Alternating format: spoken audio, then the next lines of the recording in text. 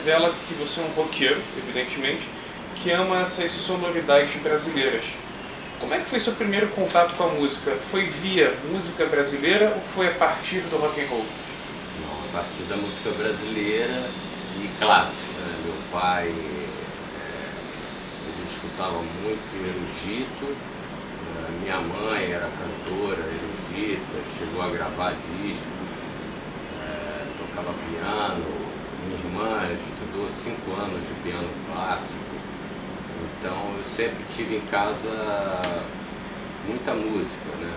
E daí comecei a acompanhar minha irmã pequenininho, né? Com 5, 6 anos de idade, eu tocava instrumentos de percussão enquanto ela tocava piano, e daí eu fui, aos poucos passei pro violão e sempre fui meio autodidata, né? Meu pai pagou para minha irmã estudar piano, música, e acabou que ela não seguiu essa carreira, ela virou bióloga, né? E eu que fui pro lado da música. Pro lado negro da força, né? Pouca gente sabe, mas em 67 a gente teve a marcha contra a guitarra elétrica aqui no Rio de Janeiro. E grandes músicos participaram, apesar de ter sido uma grande besteira. Elis Regina participou e maior vocalista brasileira de todos os tempos. Nessa época você já devia estar tocando guitarra, escutando rock and roll. Como é que você se sentia quando você subia num palco com uma guitarra elétrica? Você sentia algum tipo de aversão do público ou essa marcha foi algo muito pontual? Eu acho que foi muito pontual. Realmente a guitarra já estava entrando na MPB direto, isso já fazia parte, né, do contexto no mundo inteiro, né, guitarra. E aí automaticamente ela entrou na MPB também, né? Então nunca senti esse tipo de preconceito. Comecei com uma banda, com um trio assim, tirando sonoridades esquisitas da guitarra, meio naquela praia dos Mutantes também, e sempre fui super bem recebido, fiz shows no campo do Botafogo, nos lugares assim que inusitados, e foi sempre super bem recebido, sempre com músicas autorais. Ainda sobre essa época, 67, 68, 69, você poderia falar como é que foi a formação do Terço? Na verdade é o seguinte, a gente tinha uma banda que foi uma oportunidade que surgiu para a gente fazer uma viagem e tal, no Mato Grosso, precisamente para Corumbá, e daí existia o Joint Stock Company, né, que é uma banda que tinha o Vinícius Cantuária, tinha o Jorge Amiden, tinha o César de Mercedes nessa banda, e eles tocaram no meu primeiro casamento, né? Numa igreja no Leblon, né? A TV Globo foi filmar, né? Ficou gente do lado de fora da igreja, foi um negócio assim, meio inusitado. E assim, eu tinha uma amizade muito grande, todos moravam no Flamengo, e a gente tinha essa união assim, mas apesar de eu não fazer parte da banda, né? Então eles estavam sempre juntos comigo e tal. Quando surgiu essa oportunidade de ir para o Mato Grosso, eu já estava fazendo algumas coisas com a Amiden, e daí ele me convidou, vamos nessa e tal, não sei o que, a família dele morava lá e tal, e a gente acabou, eu tinha uma Kombi, botamos um equipamento na Kombi, e partimos numa banda que era montada com o Robertinho no baixo, né, que era um menino lá que morava ali no Catete também, no Flamengo, foi o Vinícius Cantuária e eu e o Jorge Amiden. Então fomos os 4 com uma banda montada que a princípio se chamava Os Libertos, né? Aí fomos para lá, fizemos alguns shows e tal, só que um dos shows, o principal, num ginásio lotado e tal, o promotor do show não nos pagou o devido, e aí a gente já fez umas amizades na cidade, resolvemos bancar, meio se vingar desse produtor, e aí fizemos um acordo com uma casa lá, acabamos montando uma casa noturna E todo sábado que tinha o evento do cara, a gente fazia um evento nosso, né, e desbancava o cara, né? Foi a nossa maneira de nos ressarcir do que o cara não nos pagou. E aí eu teve uma época que eu tive que vir trazendo a Kombi para o Rio de Janeiro, que eu ia vender a Kombi, e eu estava passando aqui na Avenida Rio Branco, e no final da Rio Branco tinha a Poligram, né? E bem naquele prédio de esquina, e tava o Paulinho Tapajós na esquina, e eu já conheci o Paulinho, aí eu ofereci carona para ele, né? Ele estava produzindo o primeiro disco do Ivan Lins, e aí papo vai, papo vem, eu tô com uma banda, tá lá no Mato Grosso, e aí ele marcou uma audição, aí chamei o pessoal voltou do Mato Grosso, nós fizemos uma audição, aí ele gostou pra caramba e resolvemos fazer um disco, assinamos contrato com a Poligram e foi o primeiro disco do Terço, que é aquele que tem a capa com um terço, né, um rosário, né, de prata. Falando desse primeiro disco, é um disco que tem aquela esfera bem psicodélica, inglesa, uma influência do rock inglês, evidentemente, e a capa é bem interessante, é muito bom você ter falado nisso, porque mostra um lado bem espiritualizado da banda e de uma época onde as capas tinham um trabalho estético, não era um negocinho pequeno, era uma coisa grande, era um impacto visual. Você poderia falar primeiramente sobre o disco musicalmente e um pouquinho sobre aquela capa, que eu acho uma capa muito bonita. Toda a fase inicial do Terço, né, durante, sei lá, os primeiros quase que 10 anos, nós vivemos uma época em que havia uma liberdade total, né? As bandas criavam e o que elas criavam a gravadora absorvia ou não, quer dizer, gostava ou não gostava, e o que gostava se fazia o disco, não existia discussão de marketing, não existia discussão para alterar ou modificar alguma música, né? Sempre a gente fazia o que a gente queria e do jeito que a gente tinha criado, né?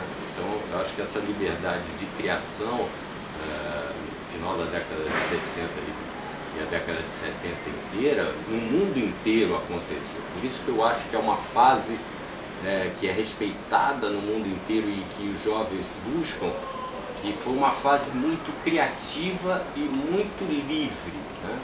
Nível de criação e de resultado sonoro. E com relação à capa, aquela capa tem uma coisa até interessante, porque a gente se deslocou para no topo lá de Santa Teresa, subimos numa casa em ruína, né? E ficamos pendurados, sentados, aquilo que na foto parece que é uma escada, não é, aquilo são caibros, nós estávamos pendurados em cima de um negócio altíssimo, perigosíssimo, sentado nos caibros, só que o fotógrafo, da maneira que ele fotografou, hoje em dia digital, o cara vê o resultado na hora, antes não, né? Era película, então o cara tirava a foto, achava que estava acontecendo uma coisa, na hora que ia ver o resultado era outra. Então nenhuma foto que o cara tirou mostrou a situação em que a gente estava, né? E o conceito e a ideia e tal, não apareceu nada, apareceu que era uma escada e que tinha um terço, uns degraus da escada, que nós estávamos sentados no degrau da escada, e na verdade não é isso.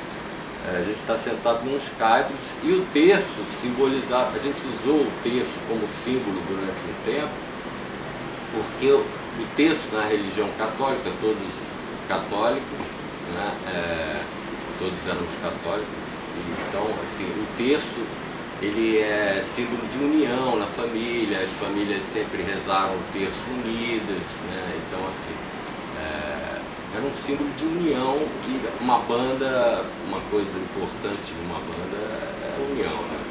Legal. O segundo disco, aquele ali atrás, ele é um descasso, na minha opinião, porque é um hard rock bem sujão, psicodélico, e pra mim, os Catrás é uma banda estrangeira. Tem momentos que eu tô escutando, eu me lembro muito Led Zeppelin, em outros momentos me lembro Grand Funk, em alguns outros momentos me lembro um Cream, e porra, você tem Amanhecer Total, tem momentos completamente Iron Butterfly. Então assim, foi um disco em que o César de Mercês teve uma grande participação criativa nesse disco. Você poderia falar um pouco sobre o disco e um pouquinho sobre o César?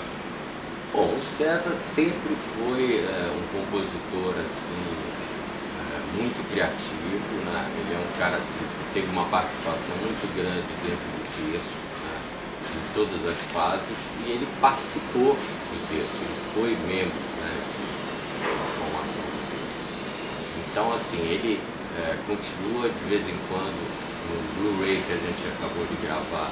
Ele participa tocando em 4 músicas, né?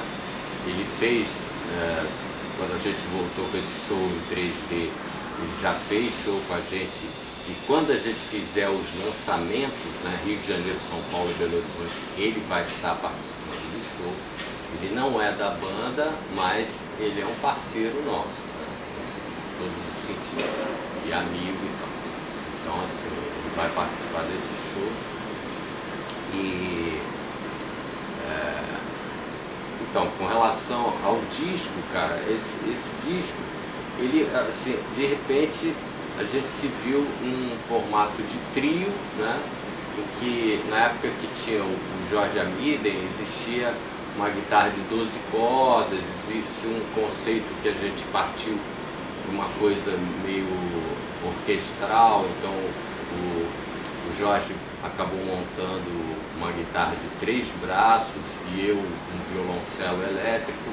Então a gente tinha uma sonoridade meio erudita, né, em determinados momentos, e participamos inclusive de uma música chamada Visitante no Festival Internacional da Canção no Maracanãzinho, que além da orquestra, a gente tirava um som de orquestra tocando esses instrumentos, e o show também misturava essas coisas. Quando o Jorge Amiden saiu,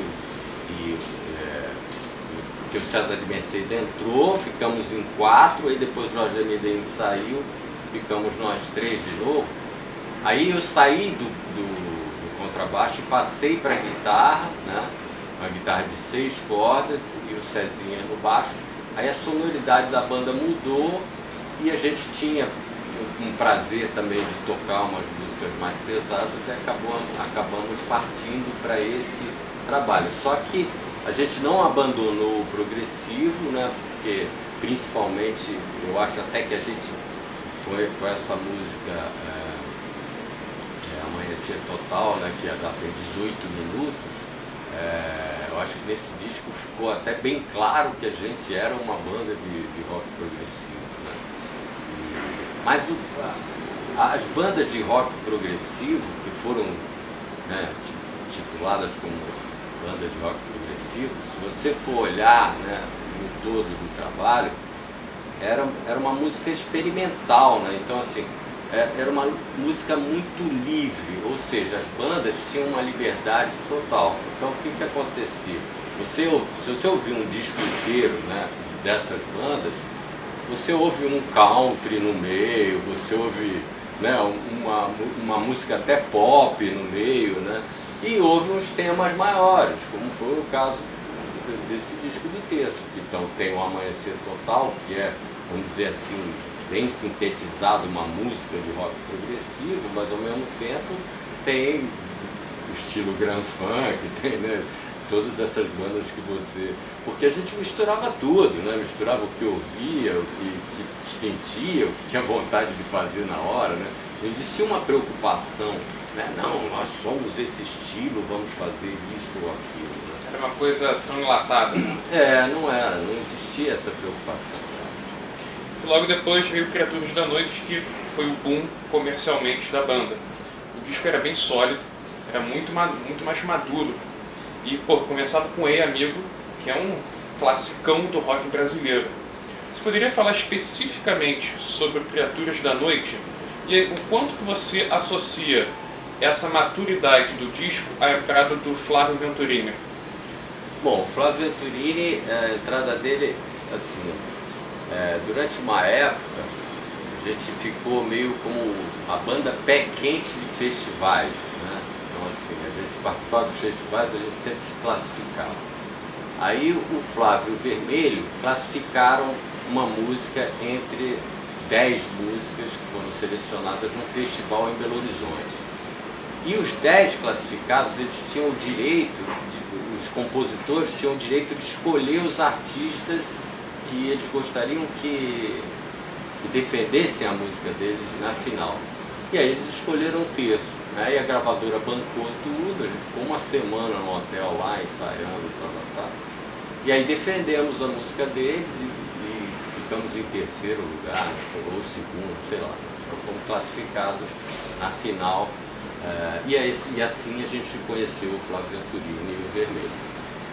Anos depois, numa recomendação do Milton Nascimento, a gente gravava em São Paulo, a gente já tinha mudado para São Paulo, e a gente, nos intervalos dos shows, a gente gravava jingles no estúdio do Rogério de Prá, a convite do Rogério de Prá, do maestro da Tropicália, maravilhoso, pessoa que ficou amiga nossa.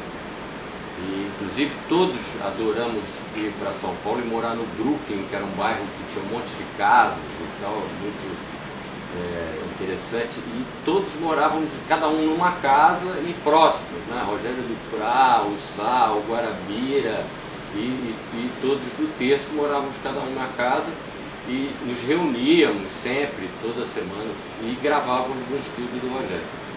E aí, por recomendação, a gente estava precisando de um tecladista, por recomendação do Milton Nascimento, veio o Flávio Venturini. Só que a gente não lembrava mais dele, nem do ocorrido, nem da música que a gente tinha defendido. A gente estava gravando no estúdio, entrou o Flávio, aí a gente pediu para ele sentar num cantinho lá do estúdio, porque a gente estava gravando, ele esperou um tempo lá, e depois aí a gente foi levar um papo com ele, e aí que, reconhecemos e tal, e foi uma festa. Como ele veio com uma bagagem musical, justamente porque ele estava em Belo Horizonte só compondo, né? Então a gente gravou muita coisa dele, né? E pérolas, né? Assim, porque ele é um compositor assim, de mão cheia, né? Com um talento enorme e muito melódico e entende muita harmonia, então todo o trabalho me enriqueceu bastante. Então foi muito bom, mas assim, se você pegar e comparar, assim, vamos dizer, um disco com o outro, você vê que tem já um caminho meio que definido, né? Tanto tem um tema grande como 1974, que você pode meio que comparar com o Amanhecer Total, né? Como tem um Rei Amigo, que você pode comparar com outras músicas, né, desse disco do trio. E como é que veio a ideia de fazer o Criaturas da Noite em inglês? Então, a gravadora, ela tinha a oportunidade de lançar fora do Brasil, né?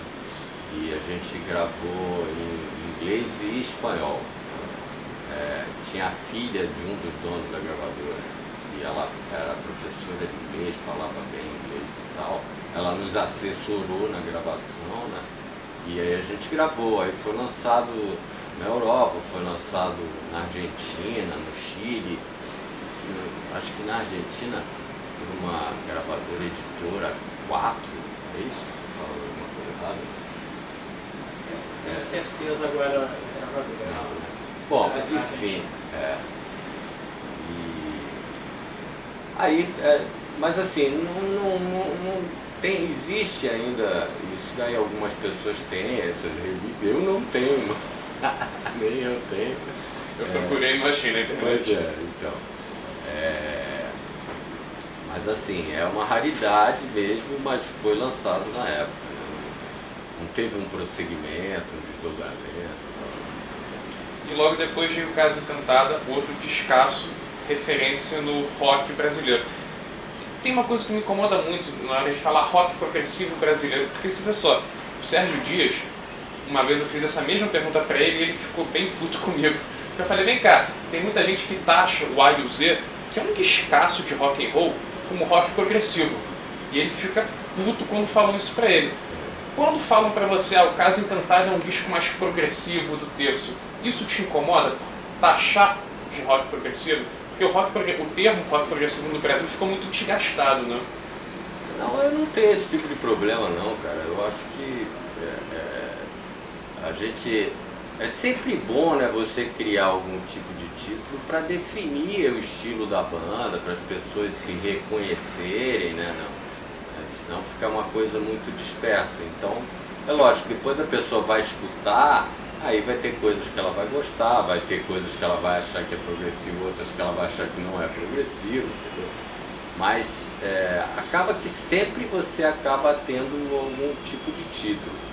Agora, o Casa Encantada, na época, nós tivemos um monte de críticas dos fãs, alguns exaltados que iam no camarim revoltados pelo fato da gente ter usado percussão brasileira, né, no disco. Né? Isso incomodou alguns puristas e tal do rock and roll na época.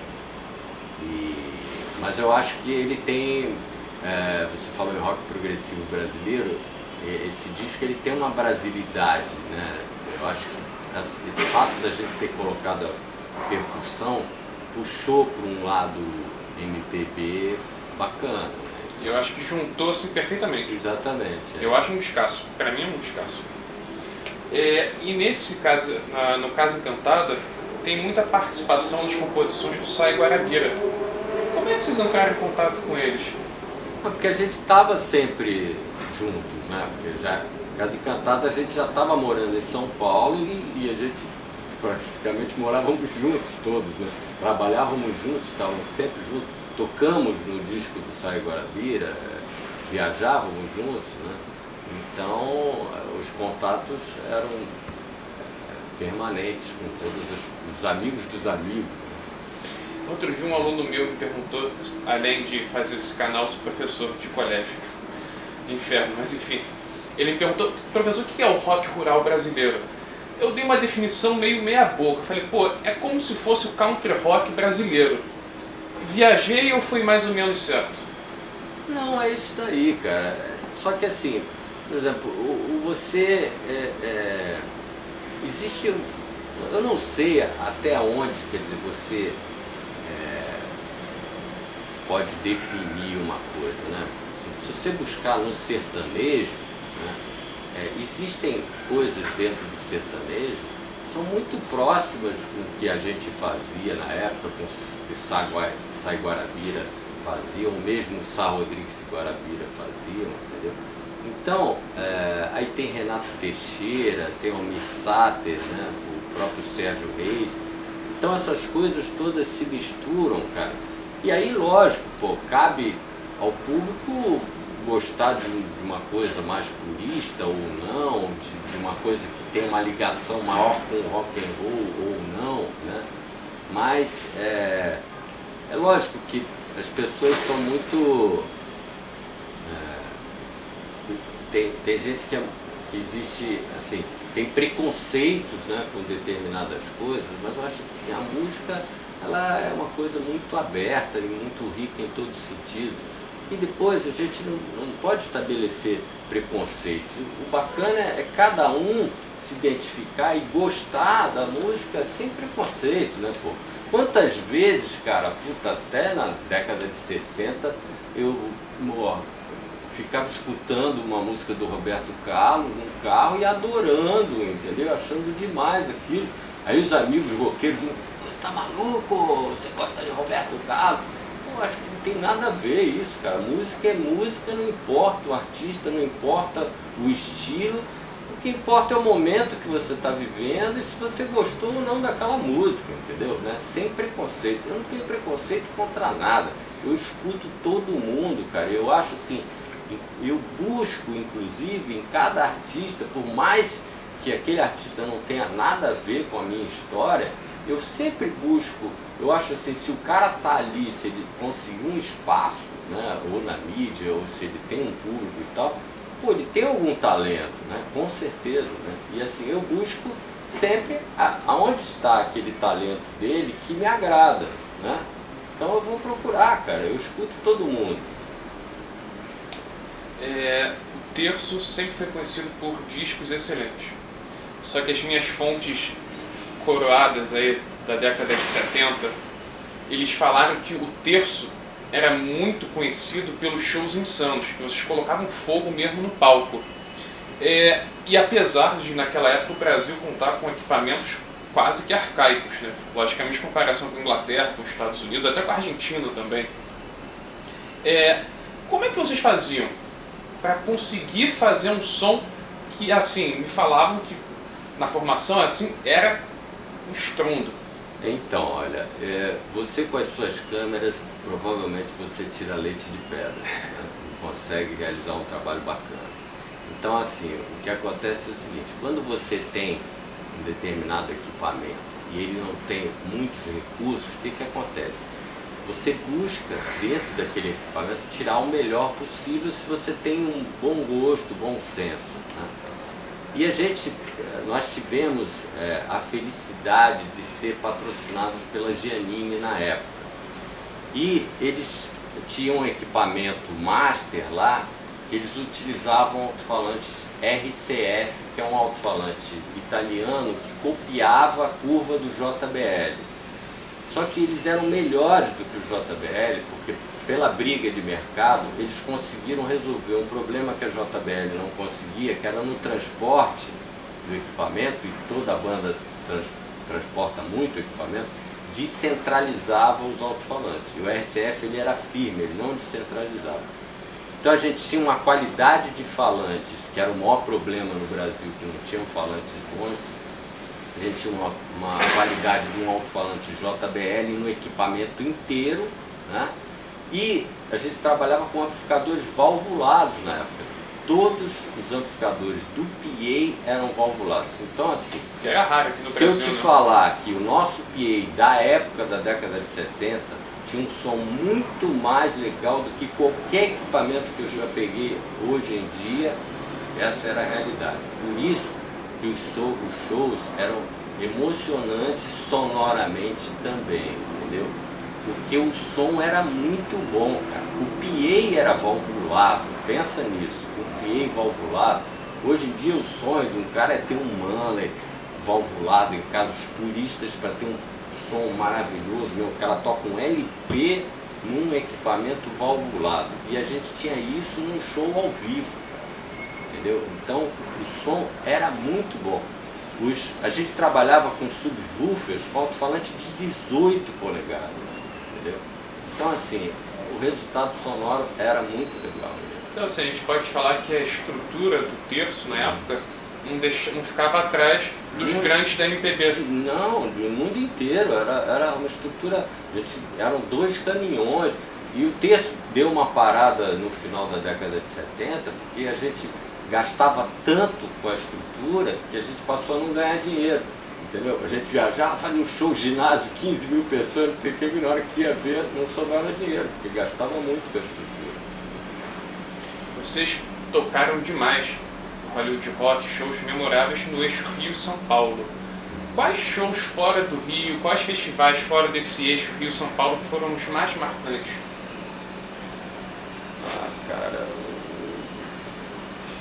difícil lembrar assim, mas fizemos show no Gigantinho, em Porto Alegre, lotado, Gigantinho. Fizemos em vários ginásios aí pelo Brasil inteiro.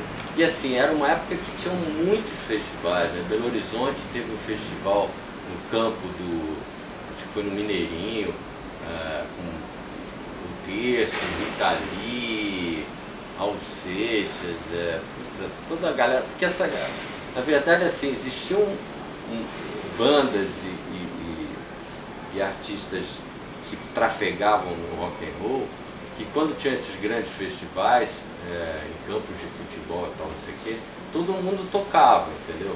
E tocavam algumas bandas da cidade também, e aconteciam até fatos engraçados, como agora eu lembrei desse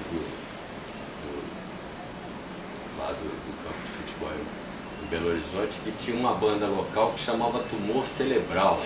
Aí, e a produtora, na hora do pessoal entrar no palco, ela ficava gritando assim: "Aí o pessoal do Tumor, vamos subir o pessoal do Tumor" e tal, e todo mundo caiu na gargalhada. Então, mas assim, aconteceu muitos festivais, né? Então assim, não dá para pontuar qual foi o melhor e tal, né?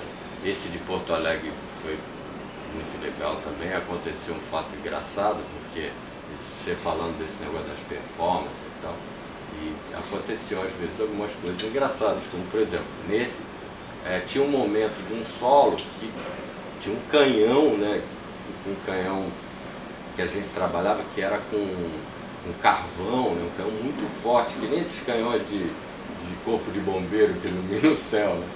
Então, na hora que eu ia solar, eu vinha correndo de trás, ajoelhava, escorregando e entrava no solo e o canhão acendia em cima de mim, só em cima de mim.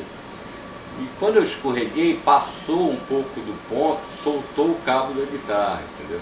Então você imagina, acendeu o canhão, eu fiz a careta do início do solo e ficou em silêncio total.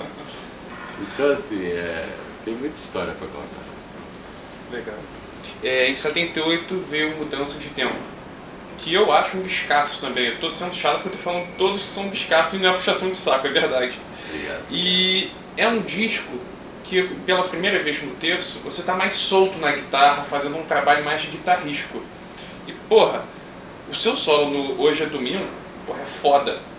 É um solaço. Você poderia falar um pouco sobre essa mudança nesse disco? O Mudança de Tempo foi, assim, o resultado do Mudança de Tempo comercial foi um desastre, né?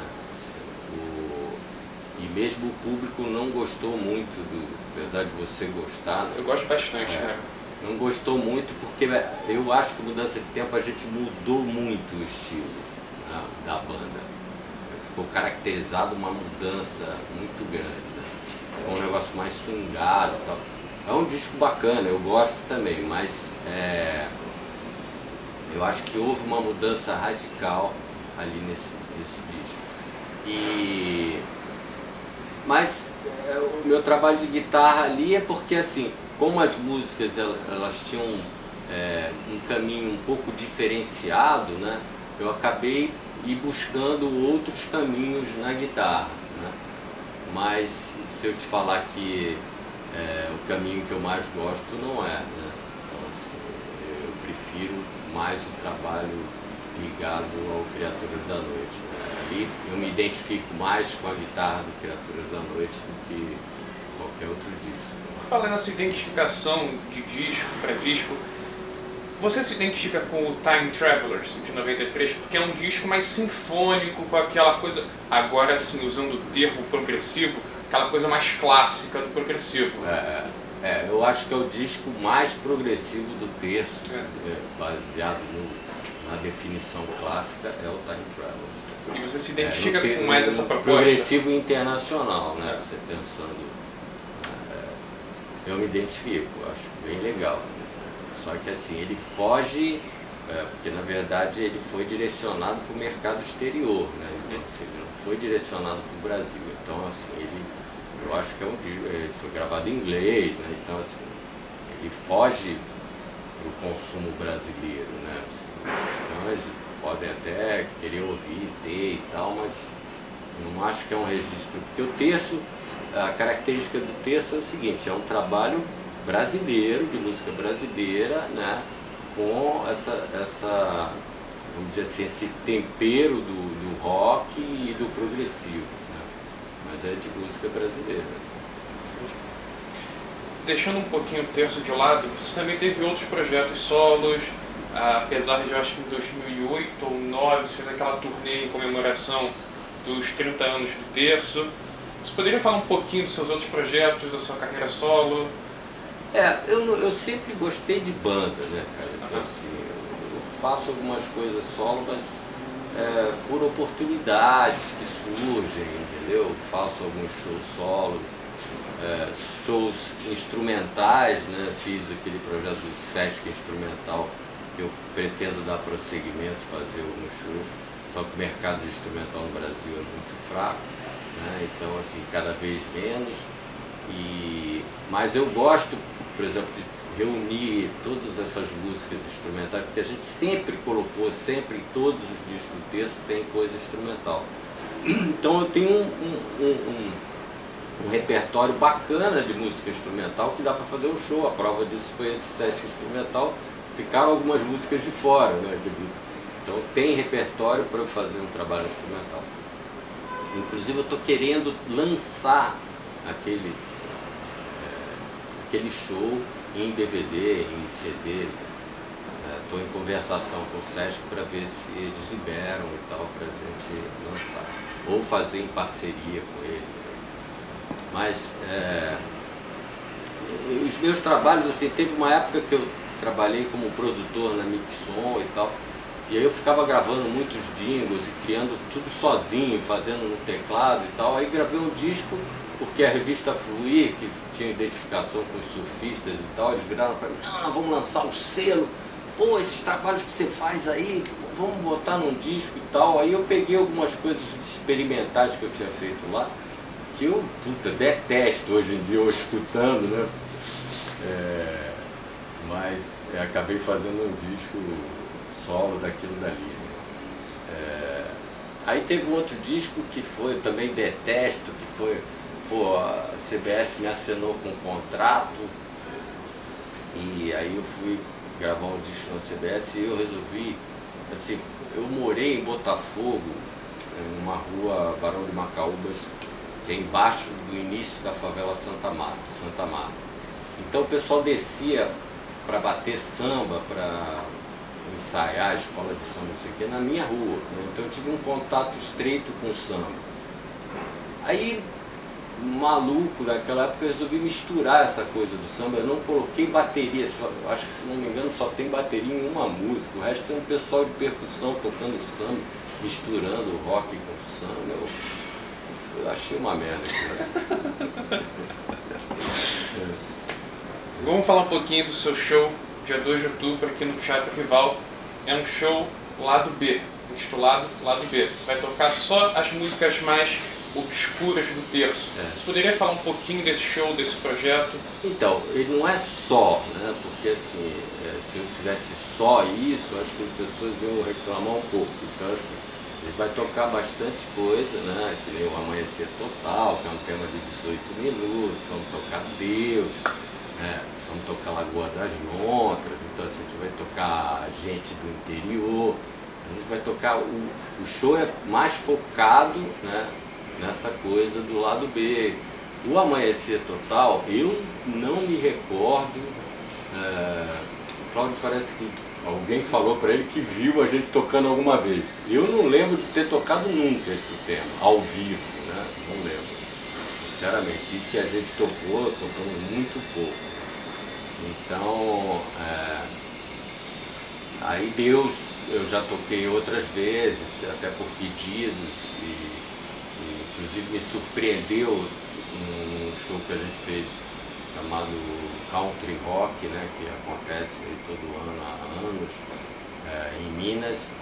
Aí o pessoal pediu, aí no bis eu toquei Deus e foi a música mais aplaudida do show, né? Então, essas músicas eu acho que vai ser bacana, vai ser um show diferente, né? Inclusive eu estou tendo um trabalho, né, para poder tirar as músicas, muitos detalhes que eu não lembrava, né, que eu estou lembrando, e a gente está ensaiando para fazer um show bacana para vocês.